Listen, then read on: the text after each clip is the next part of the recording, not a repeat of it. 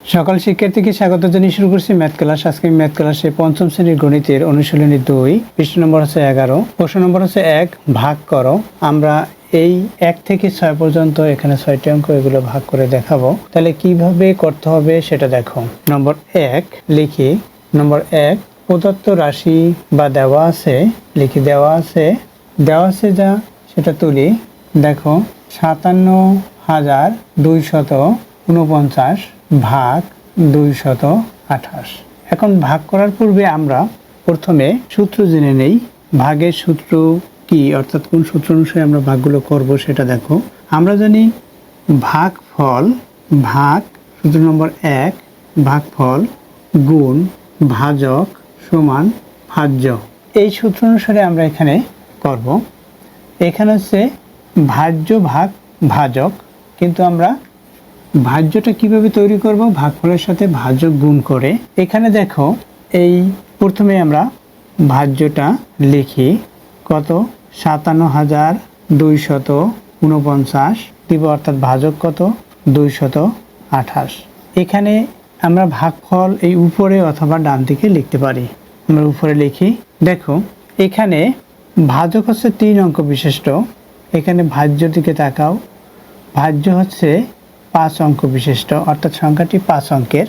এখানে ভাজ্য সংখ্যাটি 5 অঙ্কের এবং ভাজক সংখ্যাটি 3 অঙ্কের। সুতরাং আমরা প্রথমে 3 অঙ্কের মধ্যে দেখব যে, অর্থাৎ এই 228 দিয়ে এই বাম দিক থেকে, এই যে ভাজ্যের বাম দিক থেকে, অর্থাৎ 5 একক, দশক, শতক, হাজার, অযুত এবং হাজার, শতক অঙ্কর মধ্যে এই 228 কতবার যাবে সেটা দেখব। আমরা যদি 2 বার নেই, দেখো 228 2 বার নিলে 428 দুগুণে 56, অর্থাৎ 456 হবে যদি আমরা 2 বার নিই। অর্থাৎ এখানে যদি আমরা 2 নেই, 2 নিলাম, অর্থাৎ কয়টা অঙ্কের মধ্যে? 3টি অঙ্কের মধ্যে নেব। আর এখানে 500 হচ্ছে 72, এখানে হচ্ছে 228। যদি আমরা 3 দেই, 3 দুগুণে 6, অর্থাৎ 3 দিলে এখানে যদি আমরা 3 দেই, দেখো 3 দিলাম, এখানে মনে করি 3 দিয়েছি। এখন এই 3 সংখ্যাটা দিয়ে এই যে ভাজক অঙ্কের শতক অঙ্কের সাথে গুণ করব। 3-এর সাথে 2 গুণ করি, 6 হবে। তাহলে 600 হয়ে যাবে, কারণ এখানে 200, 600 যা 500-র চেয়ে বেশি, তাই 3 বার যাবে না, 2 বার যাবে। এই জন্য আমরা হিসাব করছি যে 2 লিখতে পারবো। তাহলে কয়টা অঙ্কের মধ্যে? 1টা, 2টা, 3টা, এই জন্য এখানে লিখেছি ভাগফল এই 3 অঙ্ক বরাবর। এরপর কি? এই 2 দিয়ে এটাকে গুণ করব। দেখো ভাগফল গুণ ভাজক সমান ভাজ্য, অর্থাৎ এটা দিয়ে এটাকে গুণ। এখন এটা দিয়ে এটাকে গুণ করব, যে 2 দিয়ে 8কে গুণ করে 8 দুগুণে 16, 16-র 6, 16-র 6 লিখেছি, অর্থাৎ এই যে 16, 16-র 6 লিখেছি, 1 লিখিনি। এই 2 দিয়ে 2কে গুণ করি, 2 দুগুণে 4, এই যে 1 যেটা লিখিনি সেটার সাথে যোগ হবে, অর্থাৎ এটাকে আমরা বলি হাতে 16-র 6 লিখেছি, হাতে 1 আছে, তারপর 2 দিয়ে 2কে গুণ করার পরে এটা যোগ করেছি, হবে 5।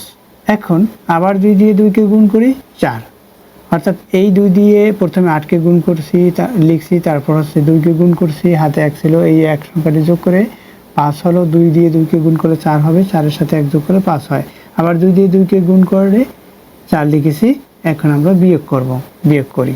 দেখো এখানে হচ্ছে 2 আর এখানে হচ্ছে 6, অর্থাৎ এখন যে অঙ্ক দিয়ে, অর্থাৎ এই 3টি অঙ্ক দিয়ে এই 3টি অঙ্ক বিয়োগ করব, তাহলে যেটা দিয়ে বিয়োগ করব এটা এই যে বিয়োজ্য অঙ্কটির দিকে তাকাতে হবে।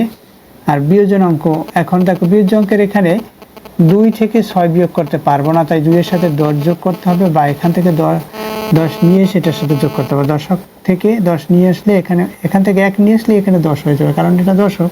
তাহলে এখান থেকে 1 নিয়ে আসলে এখানে 6 হয়ে যাবে। অথবা এই সংখ্যার সাথে আমরা যদি 10 যোগ করি, তাহলে 10 যোগ করলে 2-এর সাথে 10 যোগ করলে 12 হবে, 12 থেকে 6 বিয়োগ করি, 6 হবে। যখন 10 যোগ করেছি, 10-এর 0, এই যে 10-এর 0 নামে হাতে 1 রয়, এই হাতে 1 সংখ্যাটি আছে, সেই 1 সংখ্যাটি এখানে এটার সাথে 5-এর সাথে, অর্থাৎ এই বিয়োজন সংখ্যার সাথে যোগ করতে হয়। বিয়োজন সংখ্যা কোনটির সাথে যোগ করব? যেটা বিয়োগ করেছি তার পরেরটার সাথে, অর্থাৎ 5-এর সাথে 1 যোগ করব, 6 হবে। 7 থেকে 6 বিয়োগ করি, 1 হবে। এখান থেকে আমরা নেই, এখানে শুধুমাত্র 10 যোগ করেছিলাম, সেই অর্থাৎ ছোট হলে, অর্থাৎ বিয়োজ্য অঙ্কের সাথে 10 যোগ করতে হয়, তাহলে এখানে 7, এখানে 6 হয়েছে, হাতের 1 যোগ করলে তাহলে 7-এর চেয়ে 6 ছোট, তাই এখানে কোনো এই 7-এর সাথে 10 যোগ করার প্রয়োজন হয় না। এখন 7 থেকে 6 বিয়োগ করি 1 লিখেছি। এখন যখন এখানে 10 যোগ করিনি, সুতরাং হাতে আর নেই। এখন এই 5 থেকে 4 বিয়োগ করি 1 লিখি, এটা হলো, অর্থাৎ 116 হলো। এখানে কত? 228। এখানেও 3 অঙ্ক, এখানেও 3 অঙ্ক, কিন্তু এটার চেয়ে এটা ছোট, তাই এখান থেকে একটা নামাতে হবে, অর্থাৎ আমরা 4 নামাতে পারি। এখানে 4 নামিয়েছি।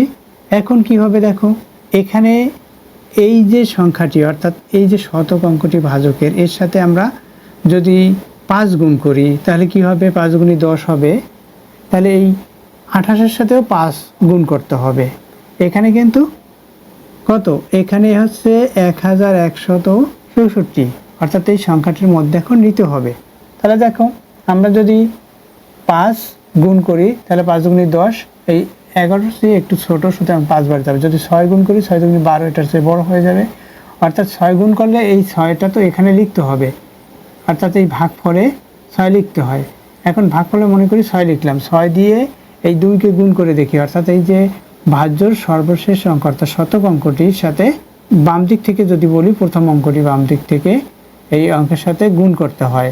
6-এর সাথে 6 দিয়ে 2কে গুণ করলে 12 হবে, যা 11-এর চেয়ে বড় হবে, তাই এটা 6 বার না, এটা 5 বার যাবে। তাহলে আমরা কি লিখবো? 5 লিখবো। এখানে 5 লিখে এই 5 দিয়ে এখন এই পুরো এই যে ভাজক অঙ্কটিকে গুণ করতে হবে, গুণ করে এখানে লিখতে হয়। অর্থাৎ 5 দিয়ে 8কে গুণ করি, 5 8 40, 40-এ 0, হাতে 4, 5 দিয়ে 2কে গুণ করি, 5 গুণে 10, আর 4-এর সাথে যোগ করি 14, 14 4, হাতে 1, 14 যেহেতু 14 4, 14 4 নামে হাতে 1 রয়। এভাবে আমরা পড়েছি বা থাকে, এভাবে পড়েছি। এখন দেখো, 5 দিয়ে এখন এই 2কে গুণ করি, 5 দিয়ে প্রথমে এটাকে গুণ করেছি, 5 8 40 হয়েছে। তারপর 5 দিয়ে 2কে গুণ করেছি, এখন 5 দিয়ে এই 2কে গুণ করি, 5 গুণে 10। তাহলে এই যে 5 দিয়ে 2কে গুণ করেছি, 10 হয়েছে, হাতে 1 ছিল। এখন 5 দিয়ে 2কে গুণে 10, হাতে 1, 11, অর্থাৎ এখানে এটা হলো। এখন আমরা বিয়োগ করব, বিয়োগ করি। এই 4 থেকে 0 বিয়োগ করলে 4ই হবে। এরপর 6 থেকে 4 বিয়োগ করি 2 হবে। 1 থেকে 1 বিয়োগ করলে 0, 1 থেকে 1 বিয়োগ করলে 0, অর্থাৎ এখানে শুধুমাত্র 24 হলো। এখন এখান থেকে একটি অঙ্ক নামাবো। এখানে কত আছে দেখো, এখানে এই যে 9 আছে, 9 সংখ্যাটি আমরা নামিয়ে দেই, এই নামিয়ে দিলাম। এখন কত? এখানে 249, এখানে কত? 228। সুতরাং এটার সেটা বড়, তাহলে 1 বার যাবে, 1 লিখি। তাহলে 1 দিয়ে এটাকে গুণ করি, 228 হবে, 228। এখন আমরা বিয়োগ করব, বিয়োগ করি। কি হয়? 9 থেকে 8 বিয়োগ করি 1 হবে, 4 থেকে 2 বিয়োগ করি 2 হবে, অর্থাৎ এটা থাকলো। তাহলে ভাগফল হচ্ছে এটা, এটাকে বলা হয় ভাগফল। ভাগফল, এটা হচ্ছে ভাগফল, এটা হচ্ছে ভাগশেষ, ভাগশেষ, বা এটাকে অবশিষ্ট বলা হয়। তাহলে আমরা কিভাবে উত্তর লিখব? উত্তর লিখব ভাগফল এত, ভাগশেষ এত। উত্তর ভাগফল, ভাগফল কত? 251, এটা হচ্ছে ভাগফল। ভাগশেষ এবং ভাগশেষ লিখতে পারি, বা ভাগশেষ, ভাগশেষ কত? 21, এটা হচ্ছে উত্তর। এরপর দেখো নম্বর 2, এই একই রূপে করতে হবে। নম্বর 2 লিখি। 2 নম্বরে কি দেওয়া আছে সেটা প্রথমে তুলি। দেওয়া আছে, কি দেওয়া আছে দেখো, এখানে 43,000 লিখি। কি দেওয়া আছে? 43,932। এরপর ভাগ 523, এটা দেওয়া আছে। আমরা ভাগ করি, এখন দিয়ে লিখে ভাগ করতে পারি। এখন 523 দিয়ে ভাগ করব, 523। এখানে ভাজ্য আছে 43,932। আমরা ভাগফল উপরে লিখব, ডান দিকেও লিখতে পারি। এখানে দেখো, এখানে হচ্ছে ভাজক 3 অঙ্ক বিশিষ্ট, এখানে ভাজ্য হচ্ছে 5 অঙ্ক বিশিষ্ট। সুতরাং এই 3 অঙ্ক সংখ্যাটি হচ্ছে 523। এখানে বাম দিক থেকে দেখো, এখানে অযুত এবং হাজার অঙ্ক এবং শতক অঙ্ক মিলে 439 হয়। এখানে এই 3টি অঙ্ক যদি আমরা হিসাব করি, 439, যা এই ভাজক থেকে ছোট হবে। সুতরাং এখানে আমাদের 4টি অঙ্কের মধ্যে নিতে হবে, ভাজ্যের 4টি অঙ্কের মধ্যে, অর্থাৎ তখন হবে কত? 4000 হবে। এখানে শুধুমাত্র 5। তাহলে যদি আমরা এখানে 8 লিখি, 8 দিয়ে 5কে গুণ করি, 5 8 40, আর 9 লিখলে 5 9 45, যা 43-এর চেয়ে বড় হবে, তাহলে 8 লিখতে হবে। অর্থাৎ আমরা এখানে যে ভাগফল লিখব সেই ভাগফলের সাথে এই যে ভাজক অঙ্কের সর্ববামের অঙ্কটির দিকে তাকিয়ে সেই অঙ্কের সাথে গুণ করতে হয়। তাহলে 8 দিয়ে 5কে গুণ করলে 5 8 40 যা 43-এর চেয়ে ছোট। সুতরাং যদি আমরা 9 লিখি, 9 দিয়ে 5কে গুণ করি 5 নং 45 যা 43-এর চেয়ে বড়। সুতরাং 9 বার যাবে না, 8 বার যাবে। তাহলে 8 দিয়ে এখন এই যে ভাজক সংখ্যাটি এটাকে গুণ করে এখানে লিখব, অর্থাৎ এই ভাজ্যের। তাহলে ভাজ্যের নিচের দিকে লিখি, দেখো এই 8 দিয়ে 3কে গুণ করি 3 8 24, 24-এর 4 হাতে 2, 8 দিয়ে 2কে গুণ করি 8 2 16, 8 2 18, 18-এর 8 হাতে 1, 8 দিয়ে 5কে গুণ করি 5 8 40 আর 1 41 হলো। এখন আমরা বিয়োগ করব।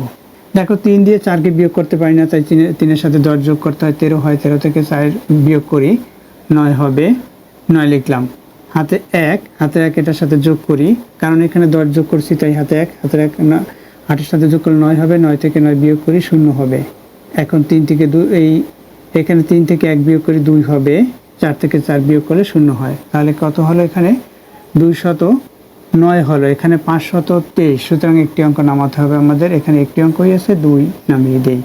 এখন কতবার যাবে দেখো, যদি আমরা 2 বার দেই, এখানে 5 গুণে 10, 4 বার দিলে 4 5 20, অর্থাৎ 4 বার দিয়ে দেখি। দেখো এখানে 4 লিখলাম, এই 4 দিয়ে 3কে গুণ করি 3 4 12, 2 হাতে 1, 4 দিয়ে 2কে গুণ করি 4 2 8, হাতে 1 9।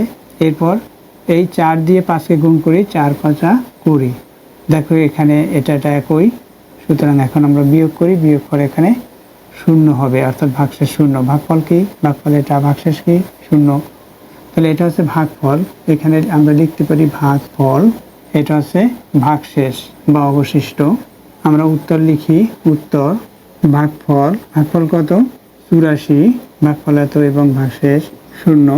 এরপর দেখো নম্বর 3, দেখো নম্বর 3 লেখা হলো। এখন আমরা ভাগ করব। এখানে ভাজক হচ্ছে 303, ভাজ্য 32,637। ভাগফল আমরা উপরে লিখি। দেখো এখানে 326, এখানে 303।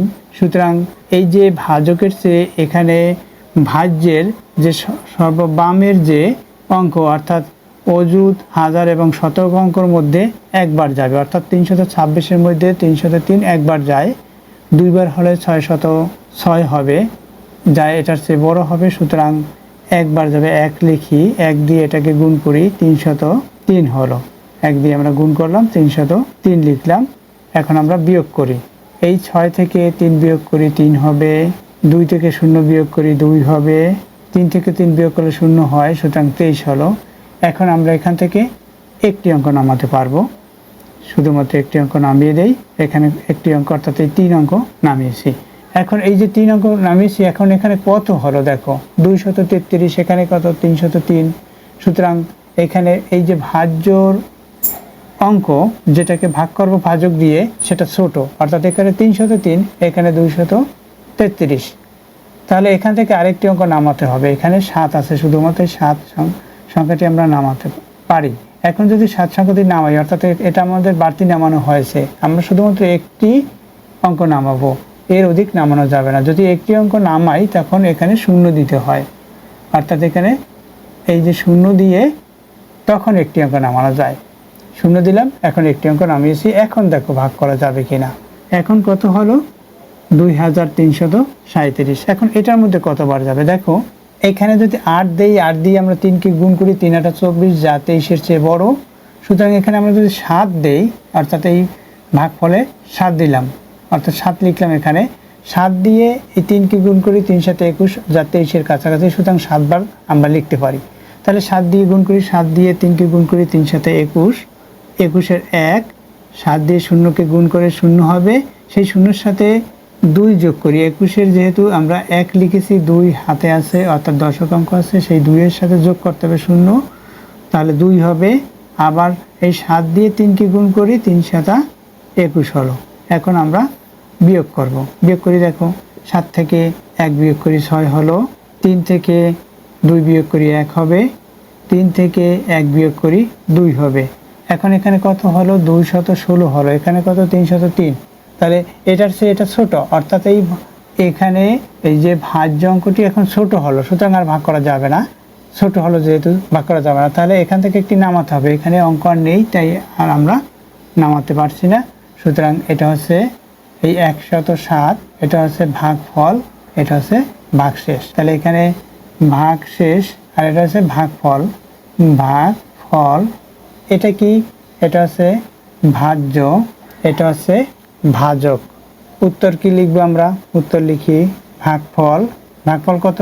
এখানে 107 এবং ভাগশেষ 216, এটা হচ্ছে উত্তর।